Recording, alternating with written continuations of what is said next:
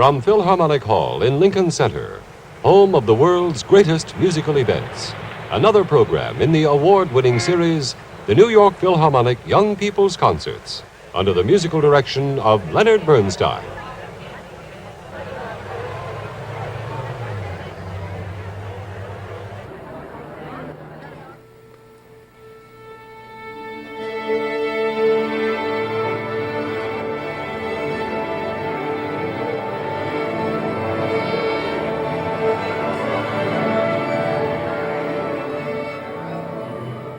And here is Mr. Bernstein.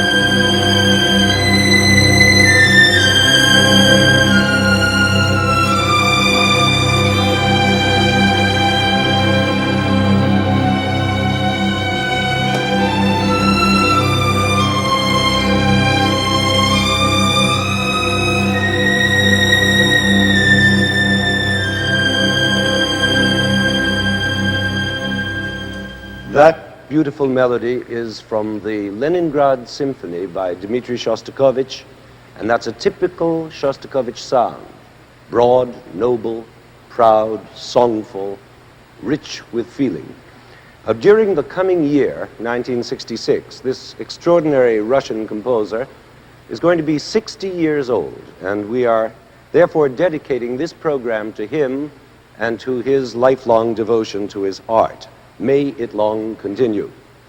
Since this is a birthday party, I'd like to take a minute or two before we play you his music to make a sort of after-dinner speech in his honor.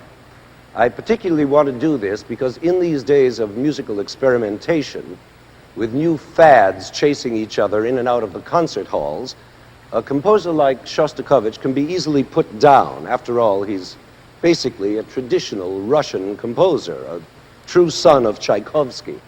And no matter how modern he ever gets, he never loses that tradition. So the music is always in some way old-fashioned, or at least what critics and musical intellectuals like to call old-fashioned. But they're forgetting one most important thing. He's a genius, a real, authentic genius, and there aren't too many of those around anymore. So that's why I want to make this personal birthday toast to him. When the New York Philharmonic and I visited Russia back in 1959, I had the pleasure and privilege of meeting Shostakovich, and I had an impression of a very reserved man, speaking very little, a bit nervous, and very shy.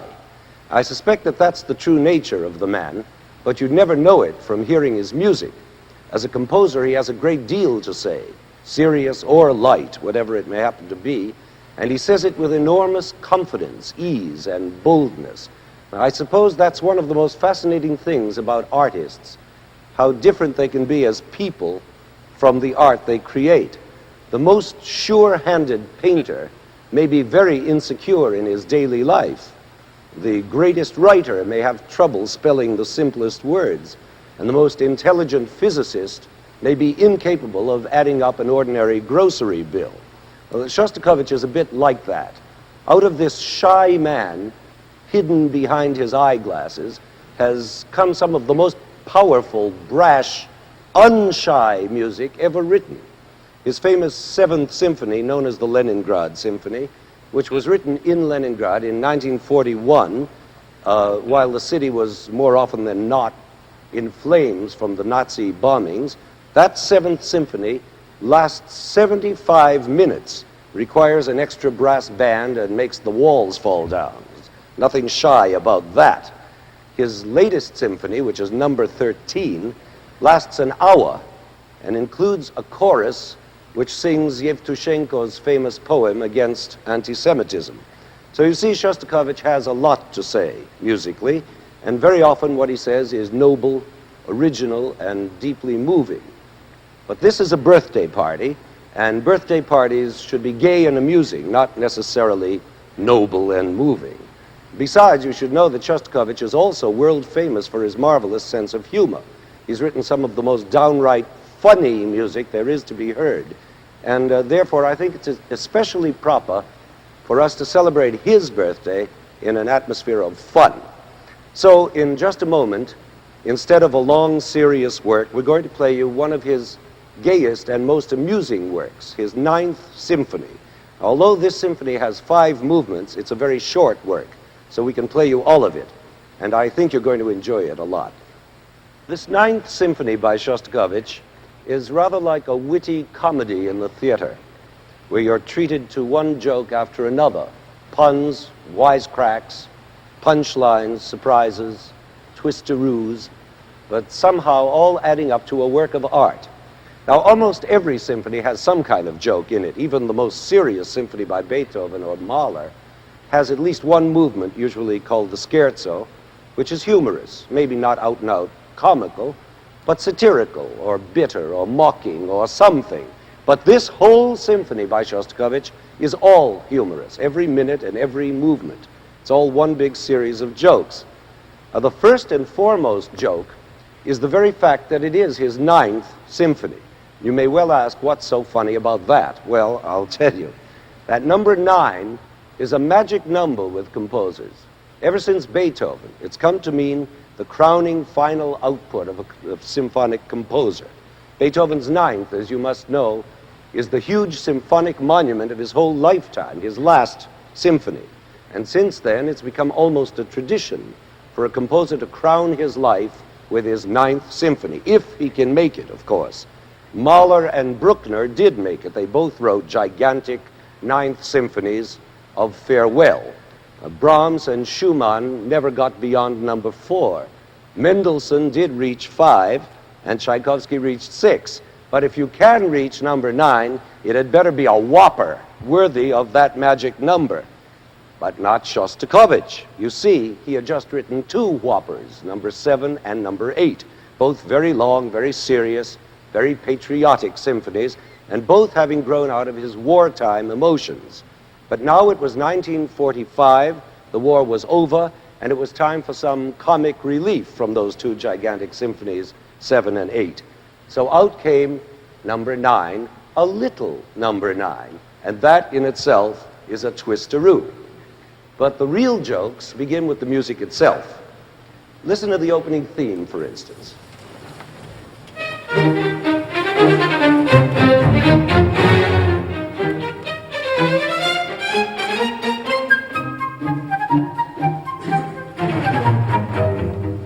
Now that doesn't sound like modern music, does it? It's more like Haydn from 2 centuries ago. In fact, the whole first movement is written like an old-time classical symphony, as if by Haydn, with all the rules strictly observed. Now that also doesn't sound very funny at first, does it? But it turns out to be as soon as you realize that it's not by Haydn, but by a modern composer named Shostakovich, and that this 18th century classical form is really just a spoof, a takeoff of the old 18th century form.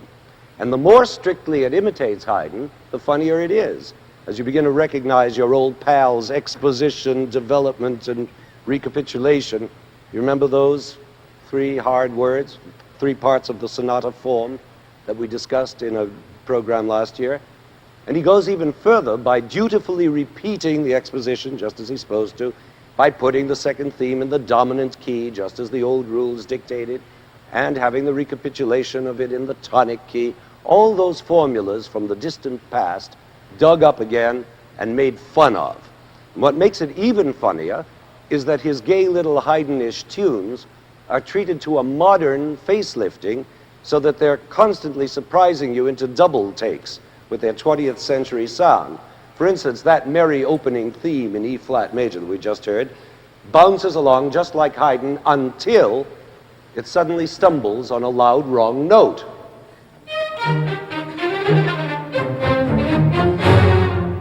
Now, that wrong note, ba-dum, wouldn't sound so wrong if it didn't have such a strong accent on it, to say nothing of a trill, which makes the accent even stronger. In other words, Shostakovich is calling your special attention to this wrong note, like a clown who slips on a banana peel and laughs at himself before you do. But it's not only those mischievous wrong note tunes of Shostakovich that make his humor. It's also his way of adding or skipping a beat here and there where you least expect it, as in this little theme which follows the one we just heard.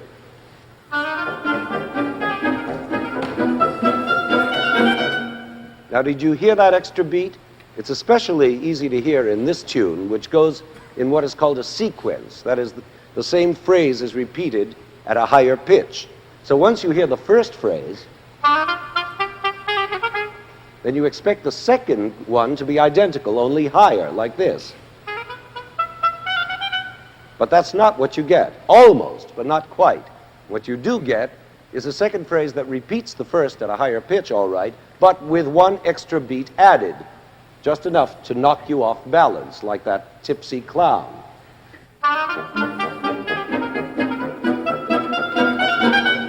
Do you hear it now? I thought you would. Of course, it's not the sort of joke that will make you shriek with laughter. I mean, no musical joke is, but it's just enough of a twist to make you smile inside, and that's what a good musical joke should do. Now, this movement is full of twists like that, melodic surprises and rhythmic surprises, and especially harmonic surprises. That is, moments when you expect the harmony to go one way and it goes somewhere else, completely unexpectedly. Like this spot a little later on in the movement, where the opening theme is repeated in the original key of E-flat major, and must now switch to another key in which the second theme is going to appear, namely the dominant, or B-flat major. But Shostakovich switches his key to the furthest harmonic point away from B-flat major, so that when B-flat finally does appear, it's a shocker, right out of the blue. Now look how he does it. Here's the first theme with its harmonic switch.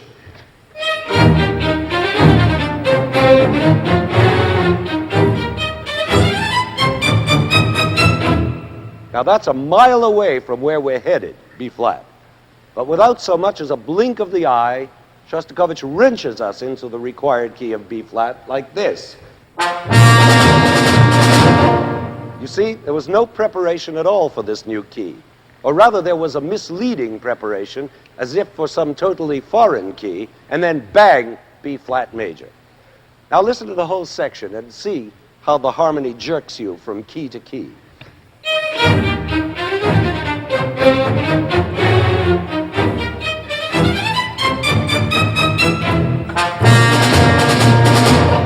See, it's like a ride on some mad Coney Island machine, where you're whipped and flung in 50 directions, always when you least expect it.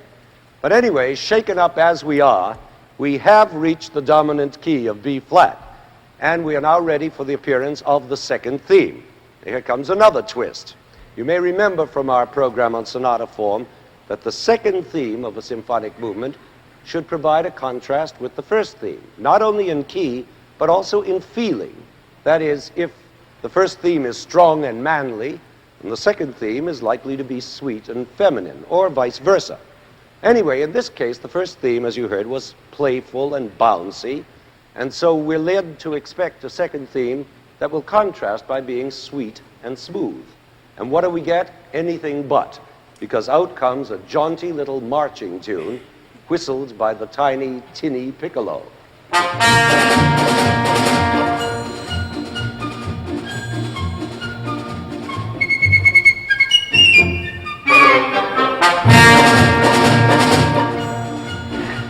And so on. So we've had another surprise. You see, most musical jokes are surprises, just as most other jokes are.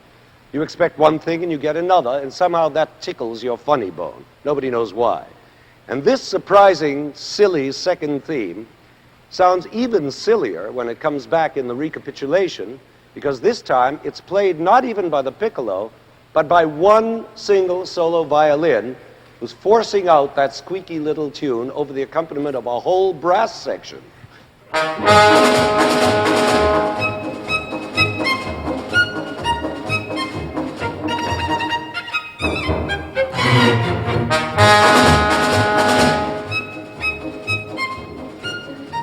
It's like Mickey Mouse leading a football cheer. With that high, puny voice competing with a whole brass band.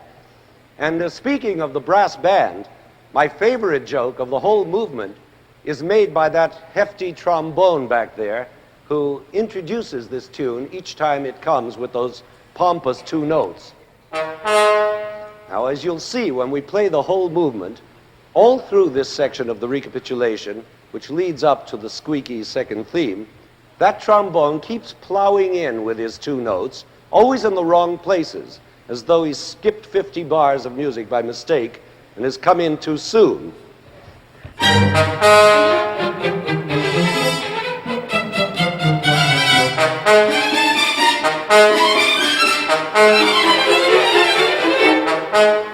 Poor man, he's absolutely lost.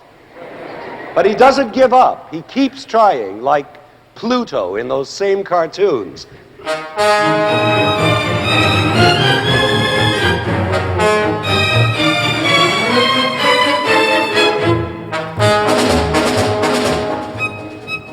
Thank goodness, he's made it at last. Now he's in the right place. And the cartoon ends in a burst of pride and glory. Now, naturally, I can't tell you all the jokes in advance. I've got to leave some of you to discover for yourselves, which I hope you will, so that you'll get the maximum enjoyment out of this delightful first movement of the Ninth Symphony by Dmitri Shostakovich.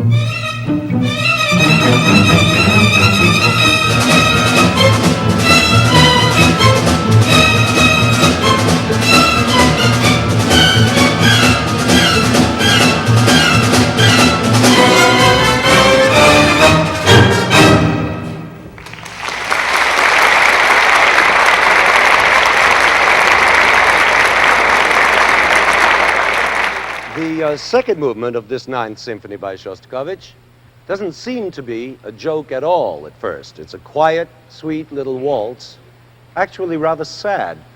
There's no horseplay here, as there was with the trombone in the first movement. In fact, the trumpets and trombones don't play at all in this piece, and neither does the percussion. It's all on a much smaller scale, almost like chamber music, with haunting long melodies played by solo woodwind instruments. It opens with this clarinet solo.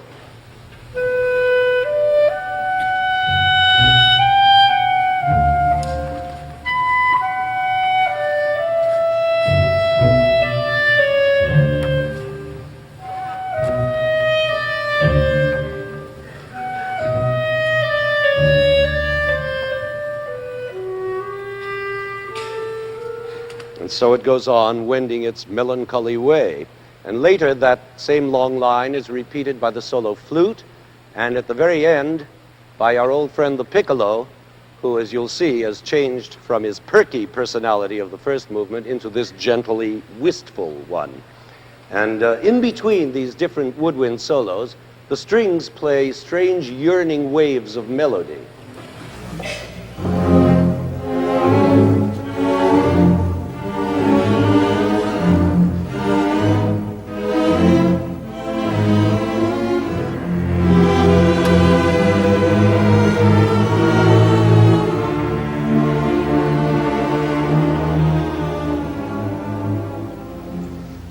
Rather brooding, isn't it?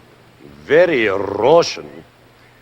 Certainly none of that material sounds particularly humorous or jokey. Well, then where does the humor come in? Didn't I say that this whole symphony was a comedy? All right, let me explain. The humor of this movement is that it just doesn't belong in a symphony at all, especially a Ninth Symphony, with its reduced chamber-size orchestra and its sad little waltz themes. It's more like what used to be called salon music. That is, music not so much for the concert hall as for hotel lobbies and old-fashioned restaurants and maybe a private, elegant tea party. It's a piece that might have been called, in times gone by, valse mélancolique, or something like that, which just doesn't mean a melancholy waltz, but suggests a whole era of grand, faded elegance. And the fact that Shostakovich puts this, of all things, into his Ninth Symphony shows a very subtle brand of humor.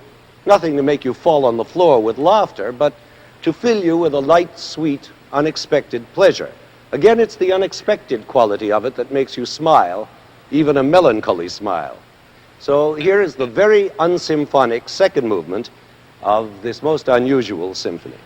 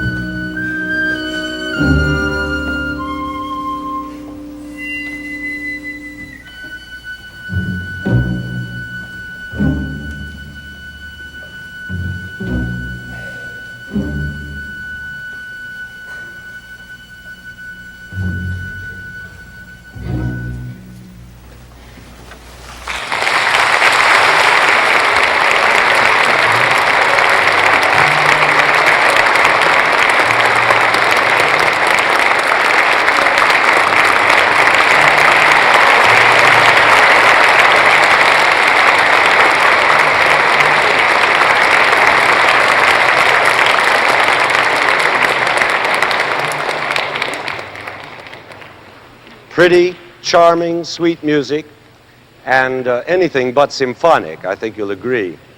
But now enough of melancholy. From here on in, the jokes fly thick and fast.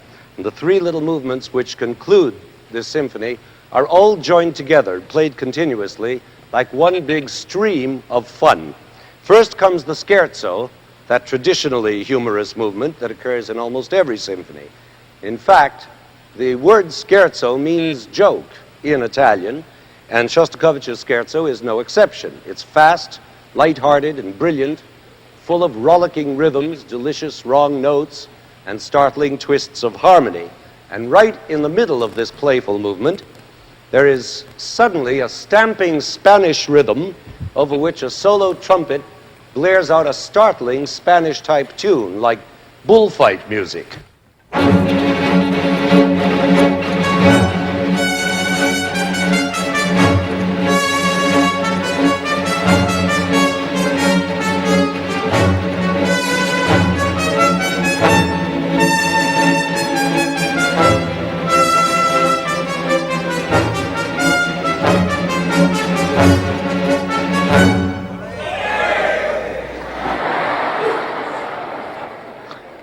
Now, what in the world is a Spanish bullfighter doing in this symphony? Well, as I said, it's full of surprises. Anything can happen. It's as though suddenly at a party somebody grabbed the Spanish shawl off the piano and wrapped himself in it and gave out with a wild gypsy dance. It's insane. But the best joke of the scherzo is still to come, which is that it simply dies. Imagine this rollicking piece suddenly winds down like an old phonograph and comes to an embarrassed stop on the most unlikely note, as if it didn't know quite what to do or where to go. And where it does go is the most unexpected place of all, straight into the fourth movement, which is a total surprise. It's only 2 pages long. You can't really even call it a movement. But in those 2 pages, we find the main joke of the whole symphony, because the music suddenly becomes slow and pompous and solemn. Imagine in the middle of this happy little symphony, the trombones, with all their might, thunder out a majestic fanfare as if to introduce some great tragic utterance.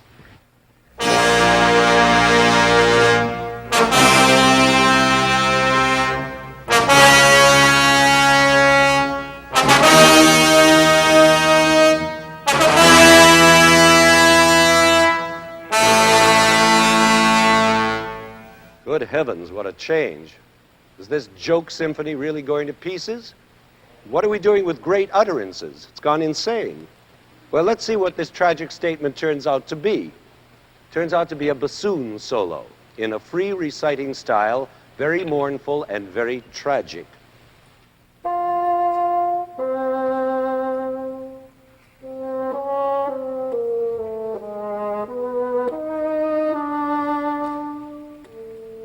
That doesn't seem to belong in this symphony any more than that Spanish fandango we heard before. Why just that bassoon solo? I'll tell you, it's a private musical joke, because what Shostakovich is doing is imitating a similar passage in Beethoven's Ninth Symphony, the part that introduces the famous Ode to Joy, which I'm sure you all know. Freude, schöne Götter, Funken, Tochter aus Elysium. You know that. Yes, I see you do. Well, just before that place, in the Ninth Symphony, Beethoven has put this recitation by the cellos and basses.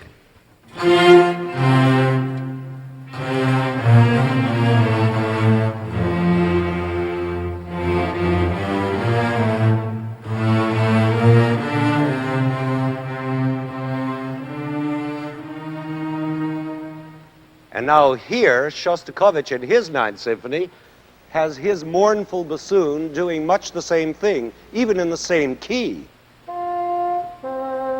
As if to say, this is going to be a real Ninth Symphony, tragic and monumental and everything, just like Beethoven. So he has his trombones repeat the pompous fanfare, and again he has the bassoon wail out that cadenza, only even more mournful now, and more Rauschen, more emotional. And that's the end of the whole fourth movement, because super surprise of all, that same doleful bassoon, without so much as drawing breath from his last note, slyly sneaks into a kittenish little dance tune.